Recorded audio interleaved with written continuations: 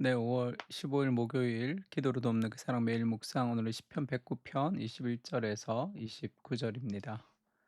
21절을 이렇게 시작하죠. 그러나 주 여호와여 이렇게 시작합니다. 그러나 주 여호와여. 이 말이 참 신앙생활에 있어서 굉장히 중요한 말이죠. 힘이 듭니다. 어렵습니다. 고통스럽습니다. 내 힘으로 할 수 없습니다. 그런 삶의 절망을 이기는 하나의 어 역설이 있다면 그러나 주 여호와여죠. 그 어떤 상황 그리고 어떤 사람 그리고 어떤 세계 속에 우리가 살더라도 내가 할 수 없을 것 같을 때가 있지만 그러나 주 여호와여 그러면 어 모든 문제를 해결하는 치트키 같은 거죠. 왜냐하면 우리가 할 수 없는 것은 내 능력으로 할 수 없다는 거잖아요. 전지전능한 만군의 하나님 여호와가 나와 함께 하시면 다 할 수 있습니다. 그래서 어떤 상황 속에서도 우리가 "그러나 주 여호와여"라고 기도할 수 있으면 상황은 반전되는 거죠. 그런 치트키와 같은 그런 우리의 생각을 전환시키는 그런 능력 있는 단어입니다. "그러나 주 여호와여." 뭐 어떤 것도 다 똑같죠. 모든 삶의 어떤 문제와 고통과 어려움과 해결되지 못하는 갈등들 다 괜찮습니다. 그렇게 다 고백하고 나서 뒤에 붙이는 거예요. "그러나 주 여호와여." 그러면 상황은 역전됩니다. 환경이 바뀌지 않아도 하나님을 초대하는 거죠.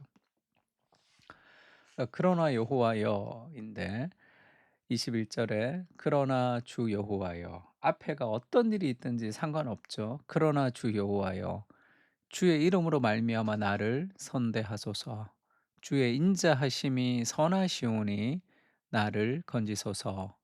나의 행위가 아니라 하나님의 긍휼로 나를 건져 달라고 호소하는 거죠. 나는 가난하고 궁핍하여 나의 중심이 상함이니이다. 괜찮아요. 그러나 주 여호와여 부침되죠. 나는 석양 그림자 같이 지나가고 또 메뚜기 같이 불려가오며 금식함으로 내 무릎이 흔들리고 내 육체는 수척합니다. 힘듭니다. 괜찮죠? 그러나 주 여호와여 이렇게 붙임됩니다.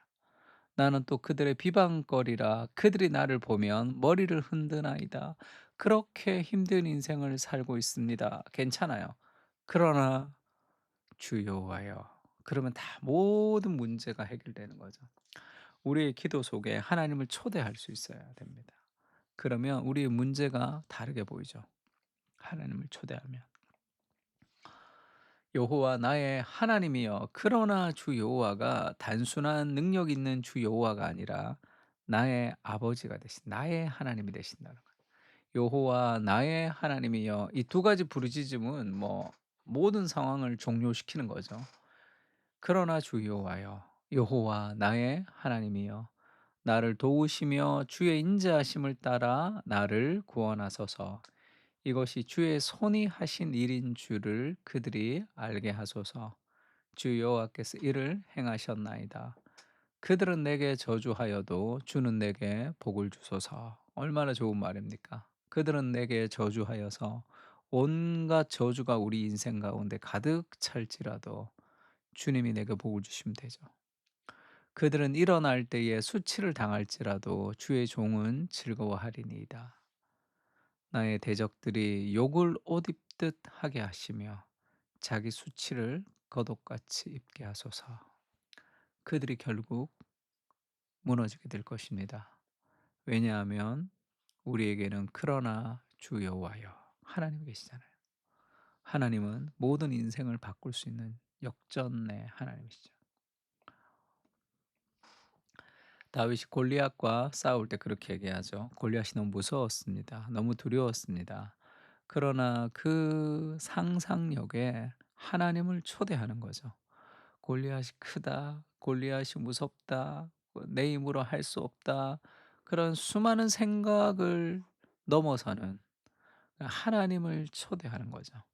하나님이 나와 함께 하시면 그럼 골리앗은 작아 보입니다. 다윗이 그 상황 속에서 하나님을 초대하죠. "그러나 주 여호와여." 골리앗이 너무 큽니다. 도저히 이길 수 없습니다. 우리가 할 수 없습니다. 그러나 주 여호와여, 주는 나의 아버지십니다. 그러면 상황은 바뀝니다. 다윗이 그렇게 고백하죠. 다윗이 블레셋 사람에게 이르되 너는 칼과 창과 단창으로 내게 나아오거니와 나는 만군의 여호와의 이름 곧 네가 모독하는 이스라엘 군대의 하나님의 이름으로 내게 나아가노라.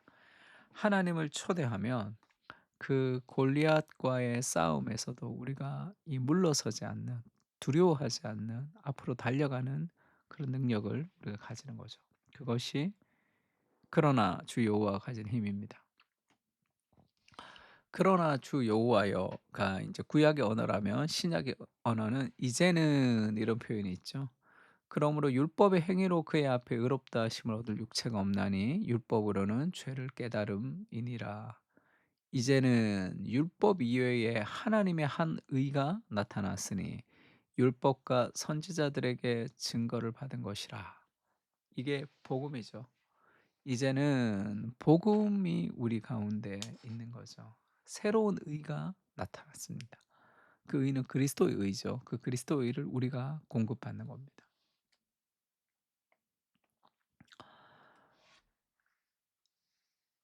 그러나 주 여호와를 우리가 얘기하려면 이 문제보다 하나님이 더 크신 분이시다라는 것을 좀 기억할 필요가 있죠. 하나님 제한받지 않으십니다. 우리의 한계 속에.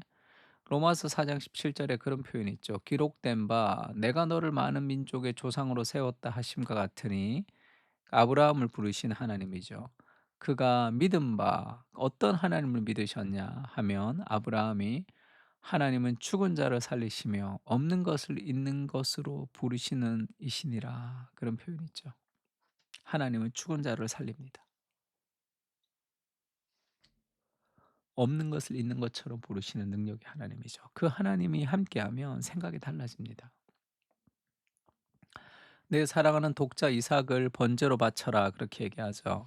그래서 아브라함이 고민합니다.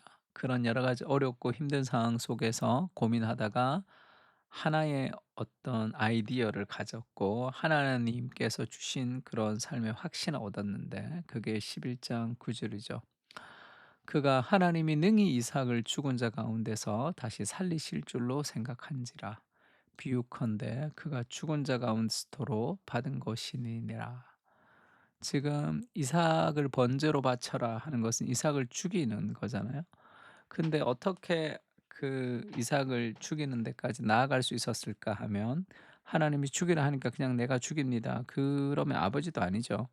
그렇지가 않고 그 사랑하는 이삭을 하나님이 바치라고 하니까 그가 고민하고 고민하다가 어떤 사실을 깨달았는데, 그것은 '아, 이삭을 죽이면 하나님이 살리시겠구나.'라는 부활 신앙을 가지게 된 거죠.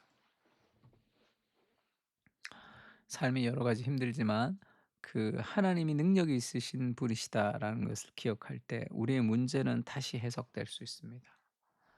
그 아브라함의 그 고통 속에서 하나님의 능력을 신뢰했기 때문에 '아, 죽이면 하나님이 살리시겠구나.'라는 그 믿음까지 자라갔던 거죠. 그러나 하나님을 생각하게 하옵소서. 인간의 한계, 인간의 생각을 뛰어넘는 보이지 않는 세계 속에 계신 하나님의 역사를 바라보고 느끼고 경험하게 하시고 우리의 삶 속에도 초대가 되어서 주님의 일하심을 경험하게 하옵소서. 아멘. 우리 다 같이 시편을 가지고 함께 기도하겠습니다. 기도하겠습니다.